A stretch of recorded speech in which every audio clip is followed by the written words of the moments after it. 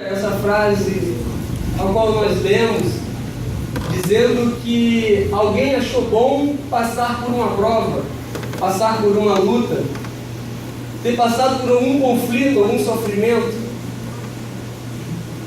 Olhando a grosso modo, simplesmente como palavras escritas em um papel, parece loucura, ou alguém que é masoquista por gostar de sofrer.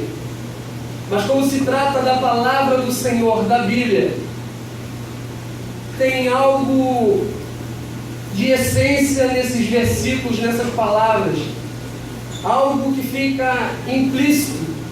Aqueles que somente leem não buscam o entendimento do que Deus quer falar com ele através dessas palavras.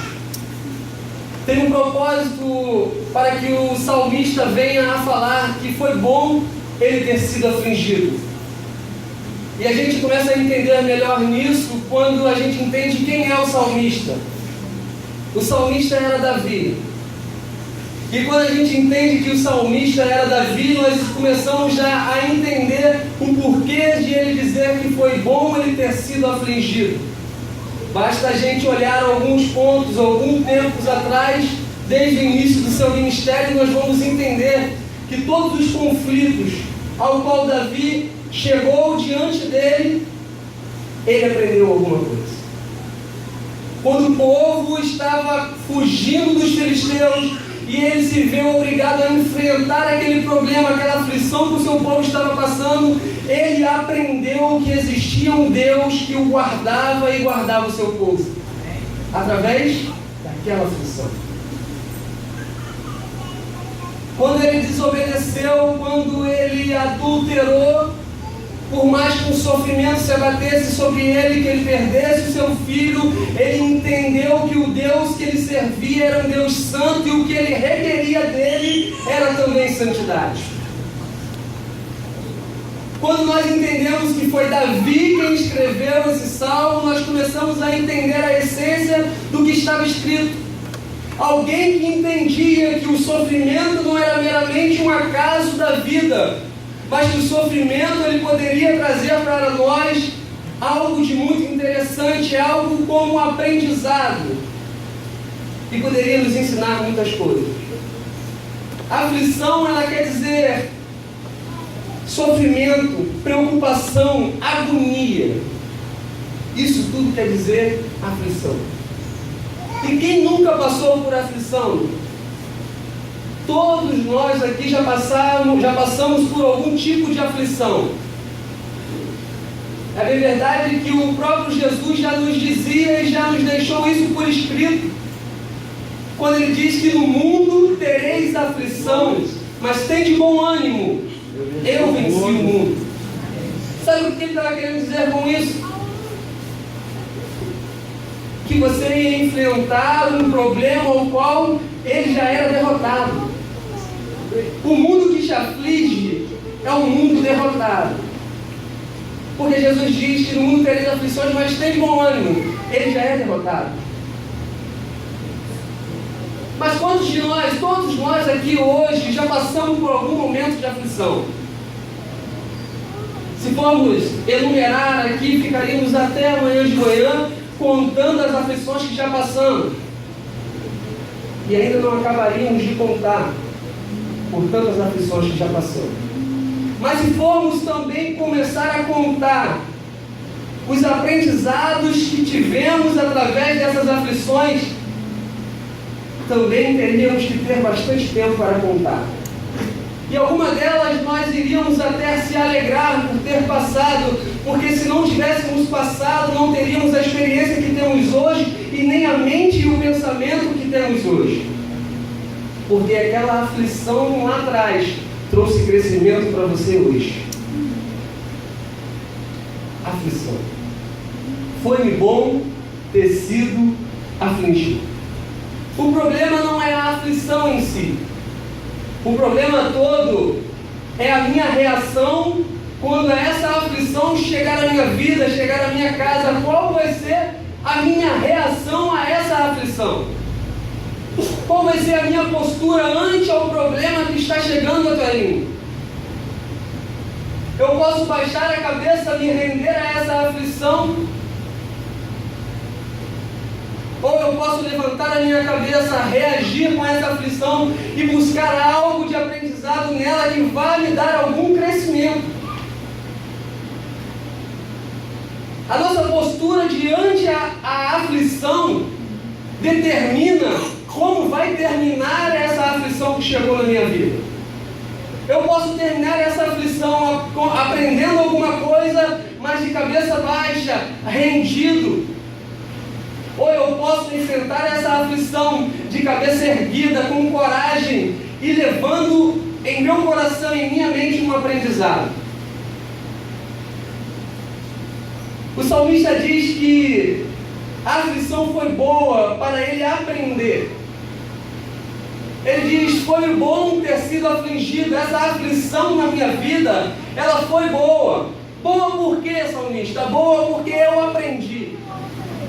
Lembra de quando nós éramos crianças?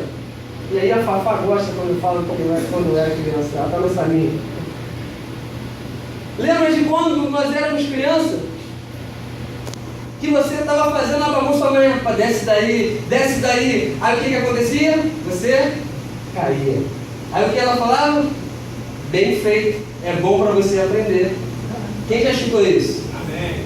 Todo mundo já escutou isso, né? Bem feito, foi bom para você aprender. Agora a gente começa a entender melhor o que o salmista está dizendo. Porque só tem pessoas que só aprendem. Infelizmente, existem ensinamentos e existem algumas coisas na nossa vida que nós só vamos aprender através de um sofrimento.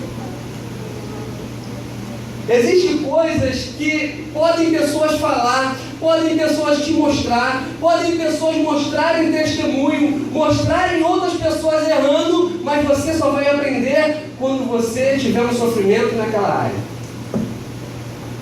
Infelizmente, existem coisas que somente aprenderemos através do sofrimento. Bom que não fosse dessa forma, mas infelizmente é assim.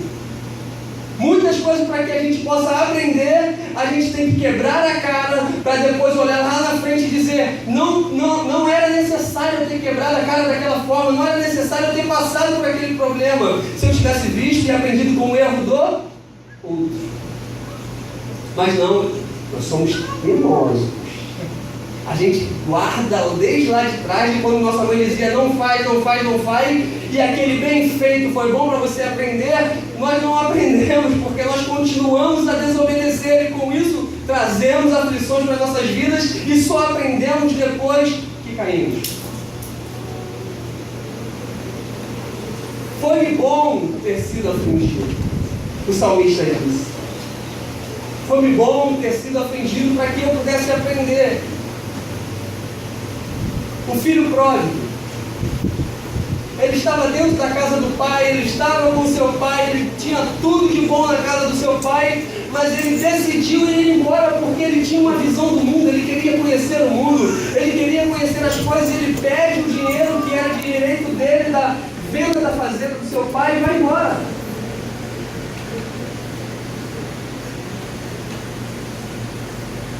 Indo embora, ele gasta tudo, perde tudo. E o final desse rapaz é o quê? No fundo do poço, na lama, perdido. Aí ele aprende que nunca deveria ter saído da casa do pai. Ele aprende que o amor do pai para com ele era incondicional. Ele aprende que o melhor lugar em qual ele poderia estar era a sua casa, porque ele diz: os jornaleiros, os trabalhadores da casa do meu pai comem melhor e vivem melhor do que eu. Ele está querendo dizer o quê? Que quando ele estava na casa do pai dele, era muito melhor do que quando ele estava na rua. Mas isso era fato, isso era algo que ele tinha no seu cotidiano, mas porque ele não entendia, ele teve que se perder, ele teve que ir para a lama, ele teve que comer comida com os porcos, ele teve que perder tudo para entender que o lugar dele era do lado do pai. Ele teve que passar por um sofrimento imenso, ele teve que ser apontado nas ruas, ele teve que ser injuriado, ter sido defamado, para entender que o lugar dele sempre foi na casa do Pai. Ele não precisava passar por nada daquilo. Se ele começasse a olhar para o seu pai, para a casa do seu pai e entender que o lugar dele era ali. Mas não, tem coisas que só aprendemos passando por aflição. O profeta Jonas recebe uma direção de Deus. Vai para Nínive. Essa é a direção que eu te dou. Para Nínive. Pregar em Nínive. O profeta vai na direção contrária a qual Deus mandou que ele fosse. Resultado: passa por prova. O barco que ele estava quase afunda. As pessoas começam a acusá-lo. Ele se revela que ele era a causa daquele barco estar quase indo a pique, quase naufragando. As pessoas jogam ele no mar. Vem um grande peixe, engole, leva ele para a profundeza do mar, dentro do ventre do peixe, nas mais profundas águas, no lugar mais baixo que ele poderia chegar. Ele aprende que ele deveria obedecer a Deus. E a Bíblia diz que depois de ele orar, Deus dá uma segunda ordem para ele: vai ali e prega. E ele vai. Teve que passar por um sofrimento terrível para entender que quando Deus diz vai, é para ir. Que quando Deus dá uma palavra, é para ser obedecida. Quando Deus dá uma ordem, é para ser cumprida. Quando Deus dá uma direção, é para se manter naquela direção. Teve que passar por muitas aflições para entender algo que já era para estar no seu coração e na sua mente dele como profeta. Mas há coisas que só aprendemos quando passamos por aflição. Só aprendemos quando passamos por aflição. E o salmista continua dizendo: foi bom ter passado por aflição, ou foi bom ter sido afligido. E quando a gente vai analisar que foi bom ter sido afligido, eu começo a entender que ele não está falando do momento em que ele está agora. Se foi bom para ele ter sido afligido, é de algo que foi passado na vida dele. Então ele está dizendo que a aflição que ele teve lá atrás foi boa. Por quê? Porque ninguém que está passando uma aflição entende que a aflição do momento está te causando algum aprendizado. Porque se fosse no momento em que ele estivesse passando pela aflição, estivesse perguntado para o salmista: o que você está aprendendo com isso? Eu não estou aprendendo nada, eu quero sair desse problema logo. Mas depois que passa o problema, que passa a luta, que acaba o choro da noite e a alegria vem pela manhã, aí sim ele se alegra pelo choro que teve ontem, porque o choro de ontem lhe trouxe uma alegria hoje. Aleluia. O sofrimento de ontem te trouxe um aprendizado hoje. Mas ninguém que está passando por um problema hoje consegue entender o aprendizado que o problema de hoje, que a luta de hoje, as aflições de hoje estão gerando algum aprendizado. Porque a aflição e o problema são tão grandes que não deixa que a gente enxergue o que Deus está fazendo, o que Deus está nos ensinando. Por isso ele diz: foi bom ter sido, ou foi bom ter passado por aflição, para que eu pudesse aprender. Ninguém que está passando por uma aflição entende que está passando também por um aprendizado. Aleluia, Jesus. Aleluia, Jesus. Você lembra de Pedro?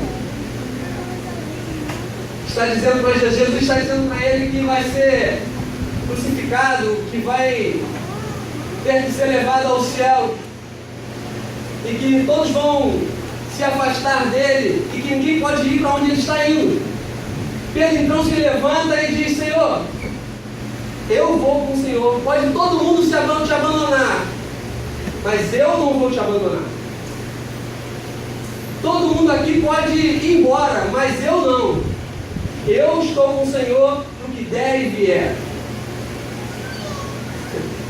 Jesus olha para ele, rapaz. Ainda hoje, antes que o galo cante 3 vezes, você me negará. Antes que o galo cante pela 3ª vez, você vai me negar. Antes que o galo cante, você vai me negar por 3 vezes. Ele não acredita. Então o que acontece? Jesus é preso. E chega o momento em qual Jesus falou para ele. E exatamente como Jesus falou para ele, foi como aconteceu. As pessoas perguntam, você é um deles? Você fala como eles? Eu já te vi perto deles. E a resposta dele por 3 vezes é, eu não o conheço, eu não sei do que você está falando, eu não sou um deles. E o galo canta. E Pedro então reconhece que ele não era autossuficiente. Porque se Jesus deixa que Pedro não passasse por nenhuma luta, Pedro lá na frente ia se achar o bambambam. Pedro lá na frente ia se achar o autossuficiente. Pedro lá na frente ia se achar o grande, o que não nada o afetaria, melhor do que as pessoas que estavam à sua volta, melhor do que todos os outros discípulos. Então Jesus permitiu que viesse algo sobre a vida de Pedro, que viesse uma aflição sobre a vida dele, para mostrar para ele que ele era totalmente dependente dele. Às vezes as aflições vêm na nossa vida para nos mostrar quem nós somos de verdade. Para arrancar toda a capa, para arrancar tudo aquilo que nós mostramos ser. A aflição vem e mostra uma transparência de quem realmente nós somos. E não é mostrando quem realmente nós somos para as pessoas, mostrando quem realmente nós somos para nós mesmos. Pedro entendeu através do sofrimento que ele não era autossuficiente, que ele era dependente de Deus. Aleluia! Glória a Deus! Aleluia, Jesus. Aleluia. Não conseguimos enxergar o aprendizado no momento da aflição, mas estamos aprendendo. Você pode até não estar vendo, mas você está aprendendo. Você pode até não estar sentindo, mas você está aprendendo. Nem toda a aflição ela é para o aprendizado, como foi com Pedro. Mas toda a aflição produz em nós um aprendizado. Toda aflição produz em nós um aprendizado. De alguma forma, Deus está te ensinando algo através dessa luta que você está passando. Talvez ela não foi nada que veio da parte de Deus sobre você, mas você mesmo com as suas próprias pernas, ou de repente com o seu orgulho, a sua autossuficiência, ou de alguma forma você entrou com as suas próprias pernas nessa aflição. Deus vai te ensinar através dessa aflição ao qual você mesmo entrou. Deus vai trazer um ensinamento através do problema que você está vivendo. Independente do problema qual seja, uma certeza você tem que ter. Deus está te ensinando algo. Você pode dizer glória a Deus? Aleluia, Jesus. Deus às vezes Ele permite que passemos por problemas. Ele permite que as aflições venham para nos arrancar de um comodismo, para nos tirar de um cotidiano com Ele, seja esse cotidiano de paralisia, seja esse cotidiano de frieza espiritual, ou seja esse cotidiano de pecado. Deus às vezes permite uma aflição para dar um saculejo no crente e dizer: ei rapaz, acorda, anda, caminha, resolve os seus problemas. E às vezes a gente não não entende por que está acontecendo, mas veio da parte de Deus. Para que a gente possa aprender, para que a gente possa absorver e entender a situação que estamos e reagir a esse problema. A Bíblia diz que Jesus está ensinando e ele fala uma parábola. Ele começa a falar com parábola em Lucas 15, fala do filho pródigo, fala da ovelha perdida e ele fala de uma mulher. Ele diz que essa mulher, ela tem 10 dracmas. E essa mulher com 10 dracmas, ela perde uma de suas dracmas, ou seja, uma de suas moedas. Ou um colar com 10 moedas, ou uma pulseira com 10 moedas, ou um diadema com 10 moedas. E isso era importante para ela, como a ovelha era para o pastor, a ovelha que se perdeu, como o filho para o pai que se perdeu, essa moeda era importante para aquela mulher. E Jesus diz que essa mulher perde essa moeda. E à medida que ela perde essa moeda, ela toma algumas atitudes, e a primeira atitude que ela toma é acender a luz da sua casa. E ao acender a luz da sua casa, ela começa a procurar dentro da sua casa. Então ela varre, limpa a sua casa toda. E depois da sua casa limpa, ela acha a sua moeda. Ela então se alegra e convida os de fora para festejarem com ela o resgate daquela moeda que havia sido perdida. E eu aprendo algumas coisas com essa mulher sobre a aflição. Porque na aflição da perda daquela mulher, ela toma algumas reações. Ao ser afligida pela perda daquela moeda, ela toma uma reação, ela toma uma atitude. E qual foi essa atitude que ela tomou? Acender a lâmpada. Acender a luz que estava apagada. E aí está toda uma sistemática e um problema da perda da moeda. Porque eu só deixo para acender a luz depois que eu perco. Quando se eu estivesse com a luz acesa e a moeda estivesse caído, eu certamente veria onde ela caiu, mas por eu estar com a luz apagada, eu perco aquela moeda. Eu só deixo para acender a luz depois que eu perdi. Eu só deixo para orar depois que meu casamento acabou. Eu só deixo para buscar depois que a minha família, os meus filhos se perderam.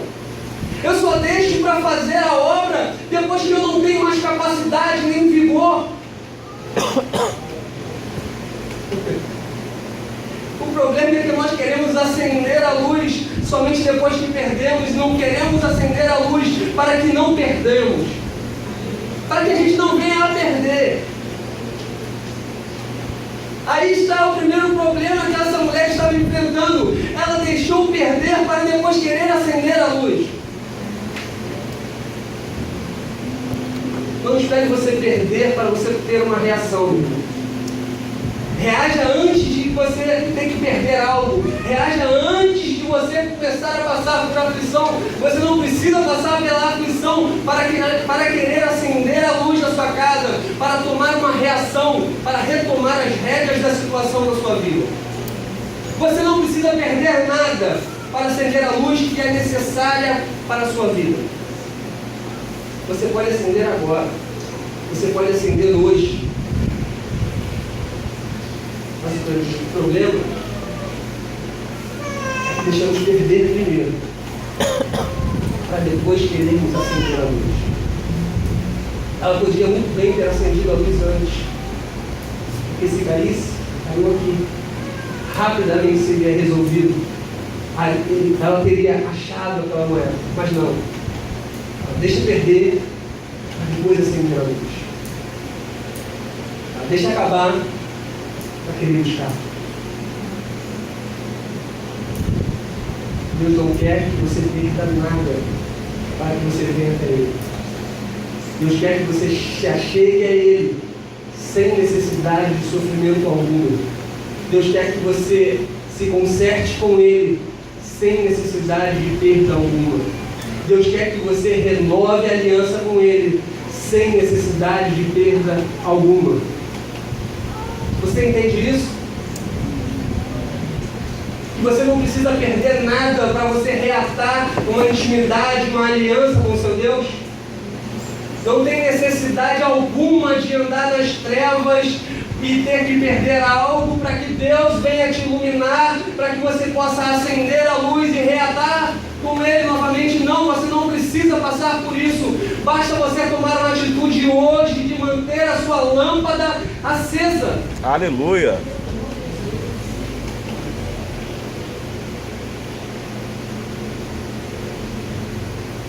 Ela acendeu. Sabe o que isso significa? Que a decisão de estar com a lâmpada apagada era dela.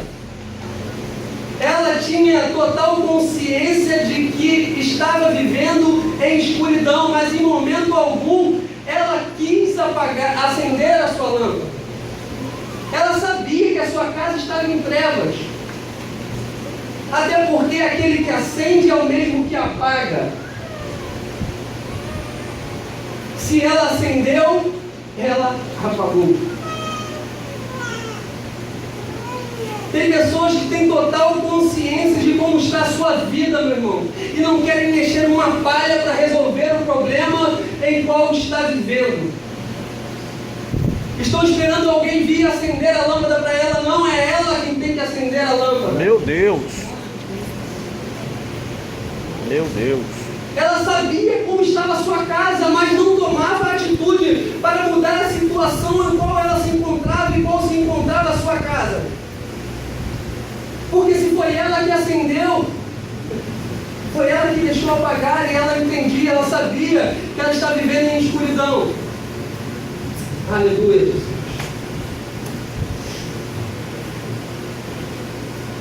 Aleluia, Jesus. E nesse movimento de se acender a luz, e ao momento em que ela acende a luz, isso tudo nós estamos falando sobre uma aflição em qual ela passou para que pudesse tomar essas atitudes.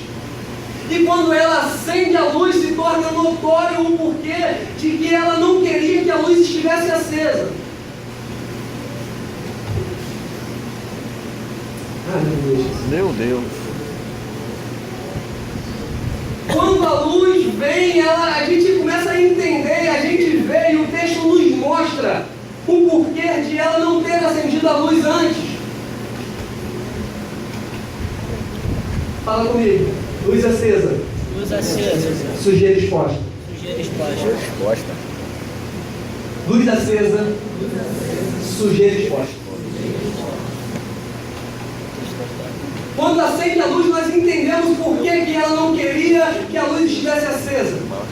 A sua casa estava toda suja.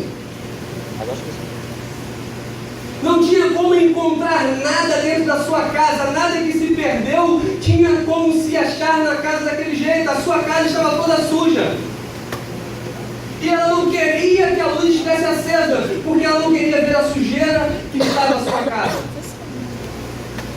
Até porque, se eu não vejo, eu não me preocupo. Se eu não vejo, isso não faz mal para mim. Ela não queria ver a sujeira que estava ali, porque se eu não vejo, eu posso imaginar que não existe. Enfrente os seus problemas, meu irmão. Aleluia. Enfrente a sujeira que está na sua casa. Glória a Deus. Abra os seus olhos, encare de frente, olhe a sujeira, acenda a luz, veja essa sujeira, resolva esse problema. Não adianta fingir que não está acontecendo, não adianta fingir que não existe, não adianta fechar os olhos para não querer ver, porque quando você abrir os seus olhos, a sujeira ainda vai se encontrar lá. Problemas não foram feitos para ser lançados debaixo do tapete. Problemas foram feitos para serem resolvidos. Aleluia, glória a Deus. Você pode ter tenha certeza que Deus está te ensinando algo. E se Deus. esse algo é dentro da sua casa, vai começando a tomar a postura, ser como a nação de cantarai, de limpar tudo que anda sujo dentro da sua casa. Eita glória. Deus não quer ver a sujeira embaixo de tapete. Não adianta você esconder. Não adianta você fechar os olhos. Deus quer que você resolva esse problema. Deus quer que você tome uma atitude ante esse problema. Não adianta fingir que não está vendo, porque está acontecendo, é realidade. O fato de você não ver não quer dizer que não está acontecendo. Está acontecendo sim. E que cada dia que você deixa aquela sujeira lá, vai se acumular mais. Aleluia, Jesus. Paulo aos Efésios diz que a luz tudo manifesta. Paulo escreveu aos Efésios, ele diz que a luz tudo manifesta. E olhando para esse versículo, nós entendemos o que aquela mulher não queria ver. Ela não queria enxergar a sua casa toda suja. Porque ao enxergar a casa suja, ela teria que tomar alguma atitude. E às vezes tomar a atitude pode me causar mais aflições ainda. Mas independente da aflição que limpar a sua casa venha trazer para a sua vida, eu quero te dizer que você tem que tomar uma atitude, independente do que isso vai trazer para dentro da sua casa ou para a sua vida. O que importa é o crescimento e como a sua casa vai estar depois.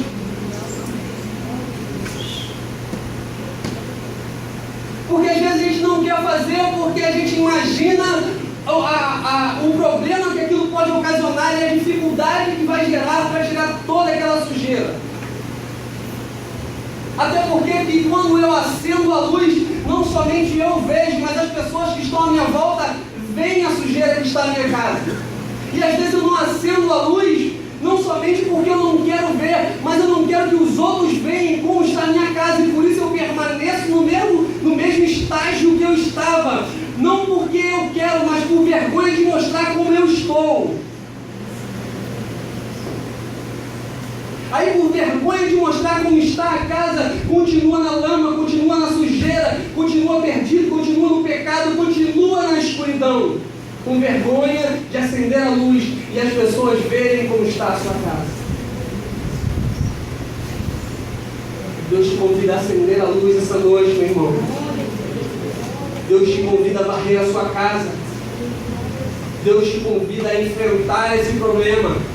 Deus te convida a limpar para que você possa achar aquilo que foi perdido. Essa mulher precisou passar por essa aflição para ela começar a tomar uma posição.